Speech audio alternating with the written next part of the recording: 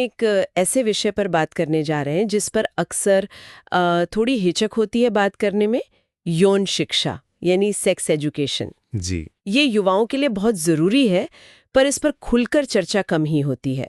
तो आज हम कुछ स्रोतों के जरिए इसे समझने की कोशिश करेंगे। बिल्कुल।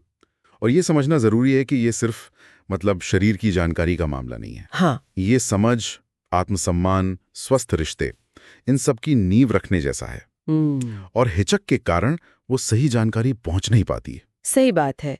तो स्रोत भी यही कहते हैं कि विशेषज्ञ मानते हैं कि ये जो समग्र यौन शिक्षा है, ये हर बच्चे और किशोर के लिए जरूरी है। इससे सिर्फ शरीर और सेक्स से जुड़ी वैज्ञानिक बातें ही नहीं पता चलती, नहीं, बल्कि युवा सीखते हैं कि स्वस्थ रिश्ते कैसे बनाएं, आत्मसम्मान कैसे बढ़े और जिम्मेदारी क्या होती है। हाँ। और इसका दायरा कितना बड़ा, ये भी जानना दिलचस्प है। बिल्कुल। इसमें सहमति यानी कंसेंट, मतलब किसी भी यौन गतिविधि के लिए साफ हाँ कहना या सुनना। और ये भी कि सहमति कभी भी वापस ली जा सकती है। हाँ, ये बहुत अहम है। फिर बॉडी इमेज, लिंग पहचान की व्यक्ति खुद को किस लिंग का महसूस करता है, यौनिकता की समझ, सुरक्षित यौन व्यवहार, गर्भनिरोध। हाँ, गर्भनिरोध, यौन संचारित रोग यानी STIs से कैसे बचें, और स्वस्थ रिश्तों की पहचान क्या है। बहुत कुछ है इसमें। अगर भारत की बात करें तो यहाँ स्थिति थोड़ी मिली जुली है।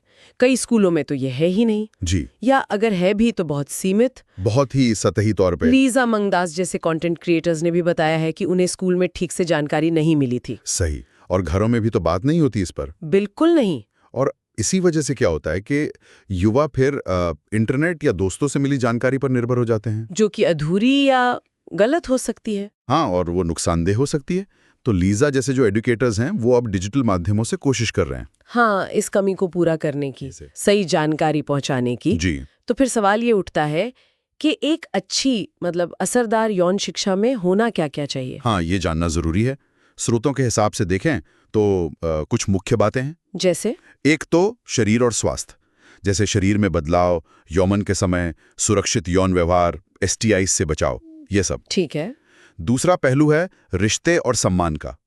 इसमें सहमति का महत्व, संवाद कैसे करें, स्वस्थ रिश्ते कैसे बनाएं, अपनी सीमाएं कैसे तय करें, और यौन उत्पीड़न से बचाव भी। बिल्कुल।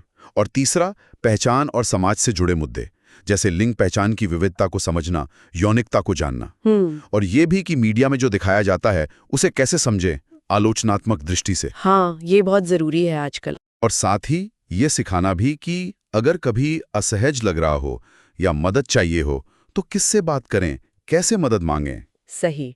ये सिर्फ जानकारी नहीं, एक तरह से जीवन कौशल है। बिल्कुल। और शोध भी यही दिखाते हैं, जहां युवाओं को सही व्यापक यौन शिक्षा मिलती है, हाँ। वहां उनमें आत्मविश्वास ज्यादा होता है, वो सुरक्षित व्यवहार अपनाते हैं, हाँ। स्वस्थ रिश्ते बना पाते हैं। अच्छा। और अनचाहे गर्भधारण, यौन रोग, यहाँ तक कि यौन हिंसा के मामले भी कम होते देखे गए हैं। ये तो बहुत अहम बात है।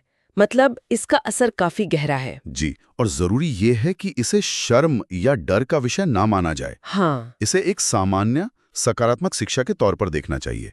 इससे युवाओं को अपने शरीर, अपनी इच्छाओं, अपनी सीमाओं को समझने में मदद मिलती है, और दूसरों की सीमाओं का सम्मान करने में भी। बिल्कुल। और आजकल हम देख रहे हैं कि सोशल मीडिया, पॉडकास्ट जैसे मंचों पर कई विशेषज्ञ खुलकर बात कर रहे हैं। हाँ, ये अच्छी बात है। जैसे सेक्स एड विद डीडी या the sex podcast with Lisa Mangaldas. ये कुछ उदाहरण हैं जो विज्ञान पर आधारित समावेशी जानकारी दे रहे हैं। हाँ, समाज में बदलाव तो आ रहा है, धीरे धीरे ही सही, लेकिन अभी भी स्कूलों, माता पिता और पूरे समाज को मिलकर ये पक्का करना होगा कि युवाओं को सही उम्र में सही जानकारी मिले। ये एक साझा जिम्मेदारी है। बिल्कुल। तो अगर हम संक्षेप में कहें तो यौन शिक्षा सिर्फ एक विषय नहीं है, ये एक जरूरी जीवन कौशल है। ये हमें अपने शरीर को समझने, सुरक्षित रहने और एक जिम्मेदार नागरिक बनने में मदद करती है। सही कहा। और इस पूरी बातचीत के बाद शायद एक सवाल छोड़ने के लिए छोड़ सकते हैं। हाँ, जरूर। कि ये शिक्षा सिर्फ जानकारी देने से आगे कैसे जा सकती है, हमारे आपसी व्यवहार में, रिश्तों में गहरी सहानुभूति और सम्मान को और कैसे मजबूत कर सकती है। ये वाकई सोचने वाली बात है।